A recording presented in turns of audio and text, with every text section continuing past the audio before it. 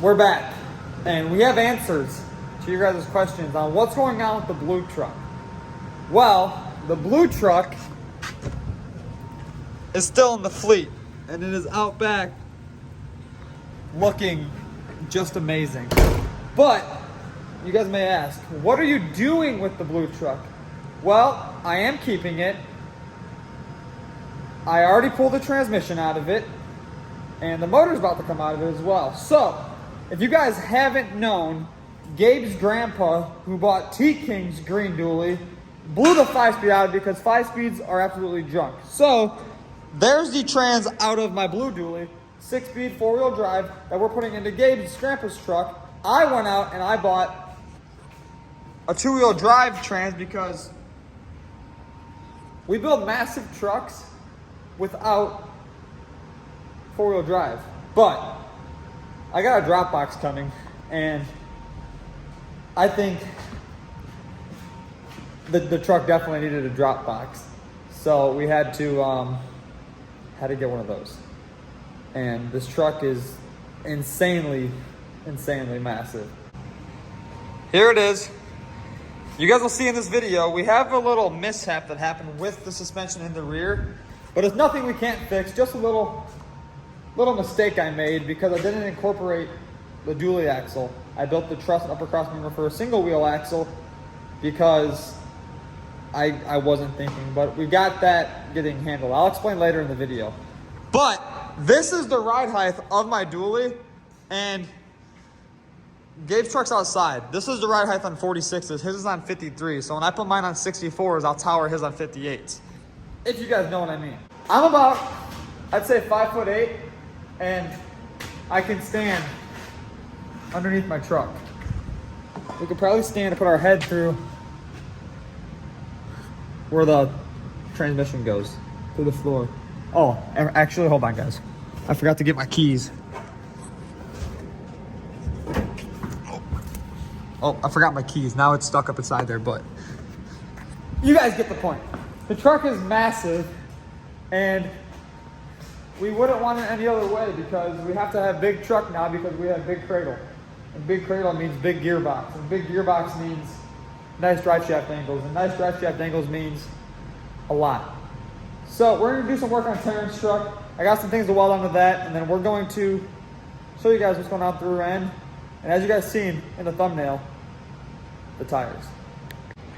So once the engine comes out of the blue truck, we're gonna hook up that 2-wheel drive trans I bought that you guys seen onto that motor, set the motor and trans into this big truck. I won't hook it up yet because I have to get all the powder coat stuff done and get the body painted. And I know you guys seen the rendering of it and it's not going that color. But the reason why I'm putting that motor and trans in is because I have to get the gearbox mount made up for it and go from there on doing the rest of it. So we're about to work on Terrence's truck. I did some designing for a rear diff cover brace, and I got the plate that welds on to support the link mounts, and I have the tab that bolts onto that, which then after I get that welded on, I can design the thing that goes from here to there. So we're gonna go grab the pieces out of the shop. I'm working on my big truck rear truss right now, but I accidentally forgot to accommodate for it being a dually. So, I'm gonna be remaking this, I'm gonna be remaking that, but right now I'm gonna go ahead and get the truss put on here at least, because what I did was I didn't accommodate for the dually. So, the truss will sit too close over here, and the shock will sit too close, interfering with our dually wheel. But, not a big deal. I mean, it kind of is because I could have had the truck on the ground like soon, but it'll still be on the ground soon. I just gotta get a new one designed and get it cut, and yes. So I'm gonna go do some work on Terrence's truck, finish tacking together this truss, tack it onto the axle, pull measurements for arms, to where hopefully I can get the arms and the truss back at the same time, and that'll allow me to get the truck on the ground, and that's what we want to see. Probably gonna order those cheap 20s I was talking about, but we got a lot to do, and the blue truck is still outside.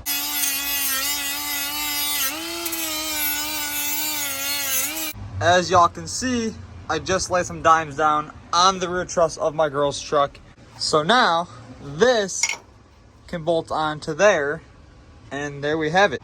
As you guys can see, that's how it bolts on. I have to get shorter bolts for it, but you guys get the idea, and then you'll be able to get your ratchet, or your wrench I should say, down inside there and tighten it up.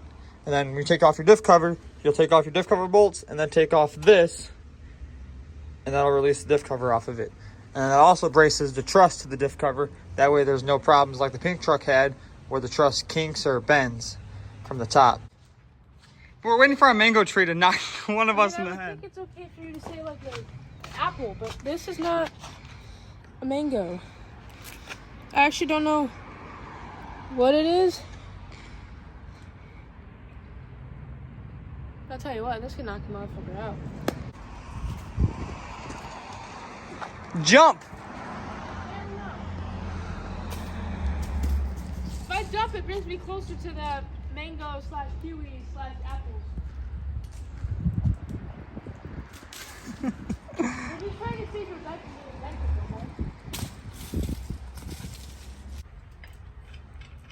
The claw. I'm sorry, I'm a filmer, not An editor. and porn star, And single. relationship expert. I am fucking laying on the ground. Yo, you moved up in the world. I remember a year ago we were taking the trains out of your, what was that, your gray truck? In that fucking driveway. In your driveway Mom's driveway with or like a mom's kitchen garage. table. Remember when we built a whole 24 valve Cummins like shorty in his mom's garage? Yep. Horrible.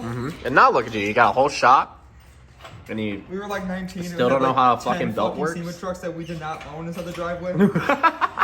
we're going places in life. Dude, only like half of our trucks are clapped now. No. Or broken. Or broken. Almost off the jack, man, I guess.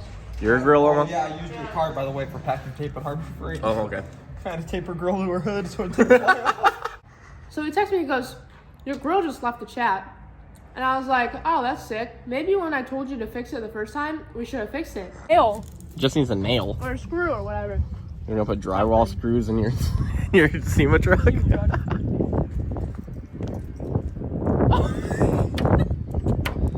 Oh my, he cleared packing tape. What? I mean, I guess black would have been worse. You can like only see it when the light hits it. So we're just packaging this truck to get ready for delivery. Yeah. Taking it to SEMA. We're gonna wrap it. It's not gonna break it off. No. I'm gonna fix it. I know what I have. $400. Is this the packaging tape I bought from the dollar store? No, I bought it with the car to Harbor Freight. Oh. This Heron. Hi guys. Today on the episode of Brennan 24B's Off-Road Shop over here on Discovery Channel. No, on Motor Trend. We're gonna tell my girlfriend that we're actually driving to Vegas, not flying. I'll fly, you drive. I will drive it myself. See you, bye. I will also fly. Hey, were you making any money hauling this fucking truck to Vegas? Nope, I just get transmission jacks and just for places to stay. That's pretty, I mean, good. It's honestly a fair trade being able to come to Vegas. That's not that bad. I'll probably be driving by myself while my girlfriend's fucking looking down on me because I'm putt-putting in a goddamn... No, first I'm gonna enjoy some drinks at the airport. Probably get 2 hammered, because it only takes me 2 drinks to get hammered, and miss my flight. So he'll probably end up making it there before me, even though a flight's a lot shorter than a drive. Thing is, I'll Gabe be- was taking his 5th gen, I'll be in New York. but he'll be in New York. Yeah. He wasn't taking his 5th gen, but it's just... It's meant to be stared at, not driven. Stared at and paid for. $200,000 paperweight. So we just gotta go pay. We just gotta go buy another mega cab, I guess. Yeah. You also bought it. What is this on the floor? Oh, 2-wheel drive 6-speed. For? A 2-wheel drive Cummins. Where? Up the dug, I guess. Mmm. The truck and I think it's the right here. That one? Uh-huh. Well, maybe it's that one. Nah, that one's 4-wheel drive. You can tell just by the way that it is. This one could be 2-wheel drive. This one has been 0-wheel drive the last 3 years. You've had this truck for 3 years. Hole in the floor. Ah, that's for that. Maybe. Possibly. Hey, what's inside there? Oh. Hey, well, good thing. 1, 2, 11. I counted to 14 on my fingers, but somehow I counted 16 fingers. What? 4, 7, Use your 9, toes. 16. Where's Gabe? He took my phone and he went to walk over there. Now he's dancing in the parking lot, trying to get his YouTube video to upload. And he probably curbed his wheels over there. I found out how his sway bar broke too. He's like, yeah, I was going down the highway doing about 85 miles an hour, and all of a sudden, boom! I about lost control of it. He had to air it all the way up, doing 80 miles an hour. So it was just like metal on metal. There was no suspension travel. It's how much air was inside of it. So he snapped the tabs off of it, and now lay in the road.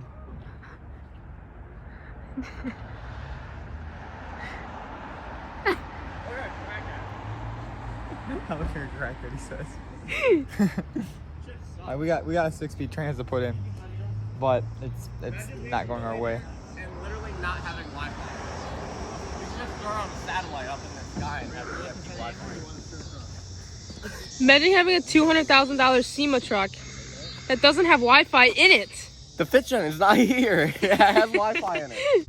As you guys seen in this video, the blue truck got the transmission pulled out of it. Now that the trans is out of it, I guess we could pull the engine out of it too and pull the beautiful, there's definitely, well, it's locked, but you guys know the beautiful interior it has inside of it.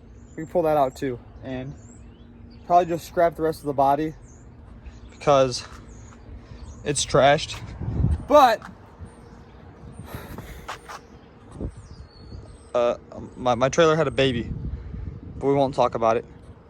Something happened with the trailers. No, just kidding. Gabe's got Cole's trailer over here. The truck is locked. You see that beautiful black leather though, throughout the window. Yeah, we can pull that out, I guess, because it's got nice interior. It's after hours over here at my shop, and what better way to unload the axle that I just bought for this truck than use Gabe's truck? But the one problem is he doesn't want to buy a new tire because the tire has a hole inside of it. God knows how. He hasn't even attempted to look at it. But I'm going to take Gabe's truck. As you guys know, if you don't know, Gabe's one of my best friends. And I'm going to use this truck to lift off an axle because that's the easiest way we found out. So I don't think he'd care anymore. And he ripped the sway bars off of the axle, as you guys can see down there. Probably because he rode around with it all the way aired up and snapped the mounts that were on the truck when he bought it. I didn't build those mounts, by the way. If I built those, they wouldn't have broke. And I would have known to use more than just a little bit of a 1/4-inch plate on one side. I would have boxed it in like I do on all my other trucks. So let's air up this tire. My axle's about to arrive. We're gonna unload it with Gabe's truck. That truck is literally insanely massive, but the one next to it skates it. And maybe I'll steal these tires off of his truck and the wheels, and I'll just fix the tire, because that's what you should usually do when one tire goes flat. You don't just go out and buy all new 30s and 53s. But hey, my axle has arrived. She's not too bad at all. It poured all the fluid out, Doughboy. No, that's water. That's water? Yeah. The EPA is definitely coming to get you. That's chocolate. So milk. the EPA, if you need him, fuck, you actually put the license plate back on. Yep. Oh, well, good thing it's not even a license plate. Oh yeah, that's a fake plate. So, Fake tax. and the back window and all inside of his truck's covered in gear oil.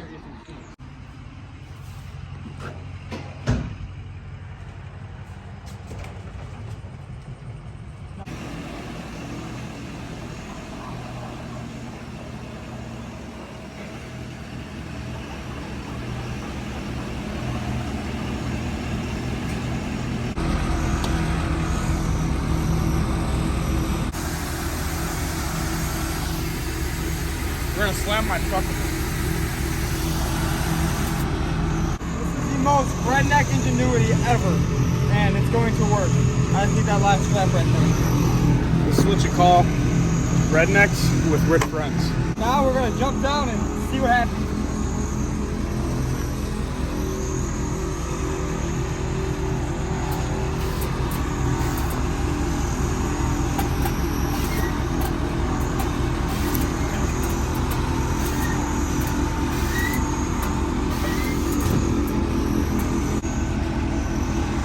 Do we just floor it out of there and pray for the best?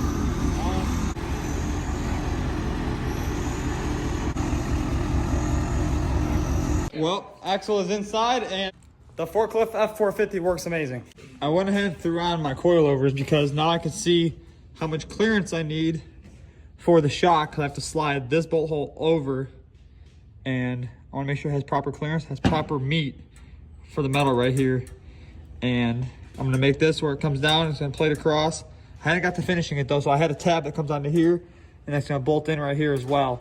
So it'll bolt through the bottom of the frame on both sides, and then we're going to change out these because we want to be able to mount our reservoirs a little bit more comfortably, because this really just sticks out to yonder and we don't want it to. So I'm going to buy swivel fittings for these, 90 degrees.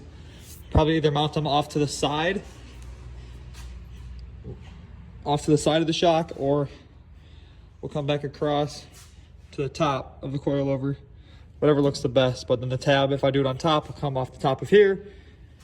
Hold it right there, just like Taryn's truck is held on in the front. And the rear still needs to be done. But should we mount it like that on her truck, or should I mount them like this on the Power Wagon? What do you guys think? But it's coming together. We also got the front axle into the truck, and I already pulled measurements for the arms, so don't worry, nothing's aligned on the front. But I do have the arm measurements already, so when I get the arms, I'll slap them on, the axle set where I need it to, because I already mocked it up with Doughboy's axle.